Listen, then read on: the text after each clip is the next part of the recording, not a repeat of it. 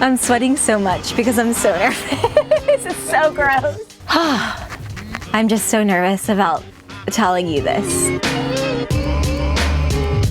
Okay, I am back in action this Sunday after taking a month off. I've been gone from you since April 8th, and I have been reading your messages. Where are you? When are you gonna post another video? What are you doing? Why are you hiding under a rock? The truth is, I dove headfirst into the Wild by the Mile van life workshop the past month because I created this idea and I came up with the idea, and then in 1 week later, I announced it to you. I had to get everything in order. Who's gonna come be the guest speakers? What topics were the most important? And we covered everything from electrical and plumbing and building a van to safety, parking ordinances and self-defense. Every single topic that you needed to know about van life, I made sure to cover in the workshop. And our first weekend, May 9th through the 12th, a success. 4 women, 4 days, 3 nights.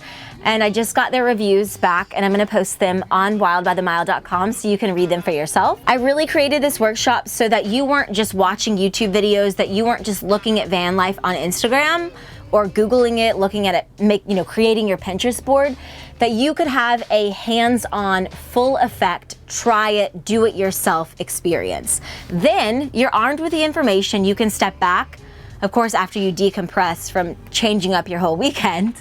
And you can ask yourself, is this the right decision for me without having this huge financial commitment? Other than diving headfirst and putting all my energy into the workshop, honestly, I just wanted to step back from YouTube. I wanted to not have the camera in my face and not be thinking about, okay, I've got to post and I've got to edit and I've got to film this, because it does become really tedious and just really taxing on my mind. Let me give you the third reason as well. I have been quite confused, and I'm gonna tell you about my confusion and give you a big reveal coming up now. Okay, so in the last week, there has been a lot of work done on Wild. I spent hundreds. It's kind of a tongue twister. I spent hundreds of dollars going to the detail guys in San Diego and having them buff every single inch of the body of the van. So I haven't really, to be honest, I haven't really done much to the outside of the van since I bought Wild in March of 2017. I waxed the van one time right after the build was complete. I really didn't go to regular car washes. I would go off-roading in the van. I would brush up against bushes and Joshua trees and branches. And over time, over the last more than 2 years, there have been quite a few scratches build up on the exterior. They buffed out every single scratch, every nick, and the outside of the van looks brand new. So the right side of your screen is the oxidized paint. It's kind of like a layer of film over the paint. It's really from the ocean, from the salt water. The left side is after buffing out a section of the hood. Now the van, you can run your finger across the body and it just feels like glass, feels so smooth and has this shine. It looks like a brand new Mercedes Sprinter again. On the inside, Omar retouched up the cabinet fronts and there is brand new paint on the inside. And then if you remember, if you watched the video about some of the major things I wanted to change or what I wish I had known during the build, I checked a few things off the to-do list. I had touchscreen dimmers, which the touchscreen would just sense anything from a radio frequency to a headlight or nothing, thin air, and they would turn the lights on in the dead of night. You're laying in this bed, blasting lights, LED lights are in your face. I had the touchscreen dimmers switched out to manual switches. So now you actually have to manually switch it and then adjust it, toggle it with your finger. The other item, I chose to switch out the lights. The former lights, they looked too cheap to me. They were plastic rim. These are now a brushed finish, like a metal finish. While I was in the middle of a little van revamp, I had Josh of Master Overland. That's something I need to include. Josh, I took the van to Josh with Master Overland. He's my favorite builder by far. He is the most detailed builder I have ever met. This is not a sponsored post or an ad. I paid him to make these changes. When I would drive, because I drive a little crazy, I would take corners too sharp and this bench would fling out.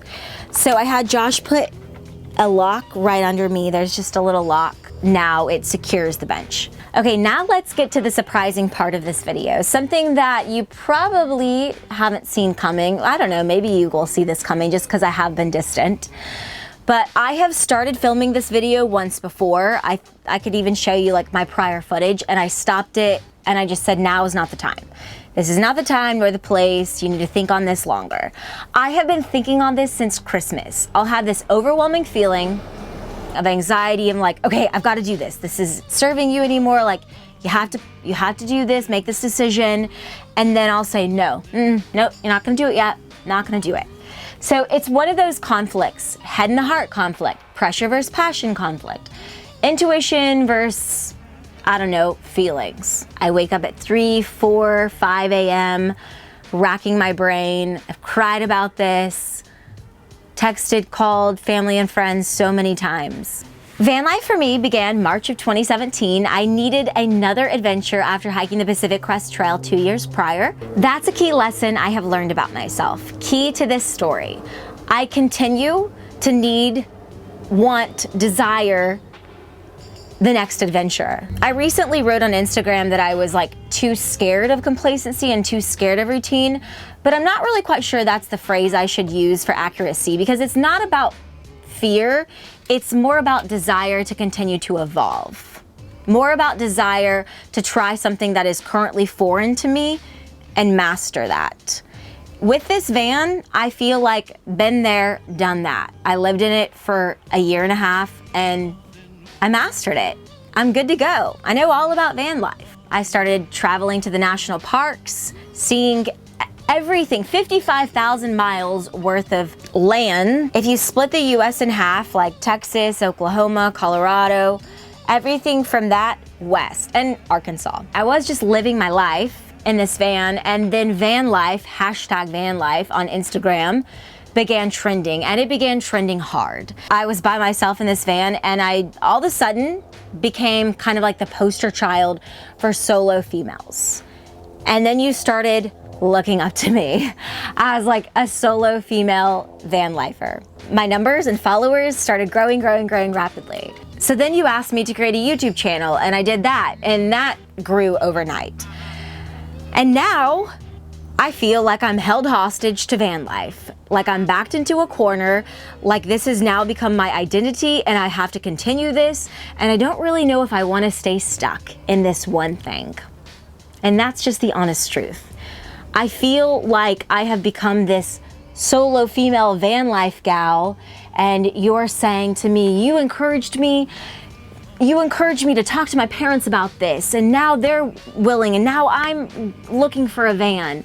And one thing that I'm very clear about with myself is if I don't have a good intention, then I shouldn't do it. If my heart is not pure about it, then that's gonna carry over and you're gonna start noticing. So I'm not gonna hold on to this for the sake of views, for the sake of clicks, for the sake of advertisement dollars, for the sake of being a poster child in a trending generation. I don't wanna make myself do something. I would rather try something new. So the big reveal is this. The van is now up for sale. Yeah, it feels a little foreign, feels a little strange to say that. But that's my decision. I've gone back and forth on it, and that is my decision. Van life, I don't want to say is over for me. That's not that. It's just that I want to evolve and I want to try something new. And what that new thing is to me is I want to go travel internationally.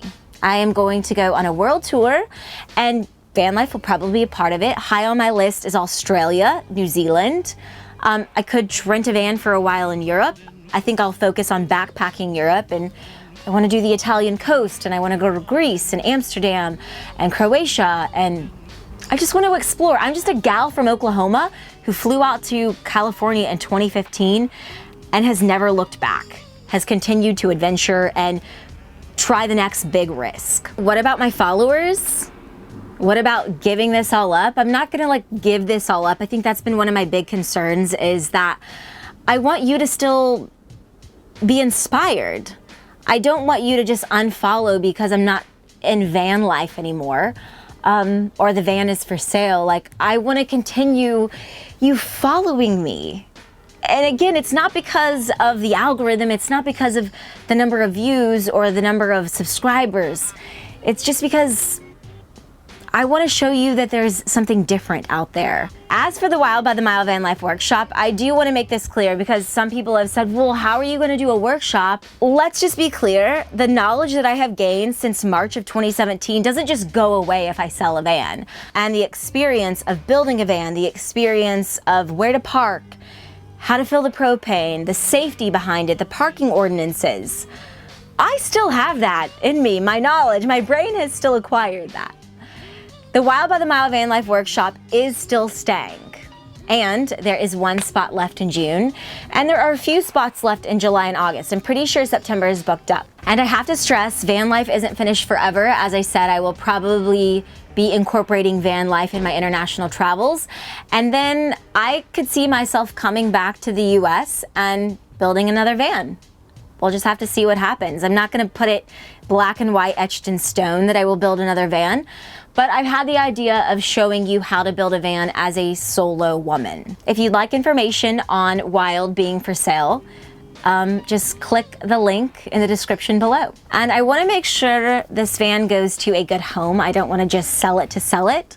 I wanna make sure that it is someone who is also following their passion and going against the grain and taking a leap in their life and maybe her life. Maybe it will go to a woman. Okay, you're gonna see a weekend wrap up of the Van Life workshop coming up next Sunday. If you wanna know some behind the scenes snippets or a little bit of a teaser video, a sneak peek, go to my Instagram right now, Wild by the Mile, and click on the workshop circle. It's on my main profile page. See you next Sunday, 7 p.m. West Coast time. Safe travels.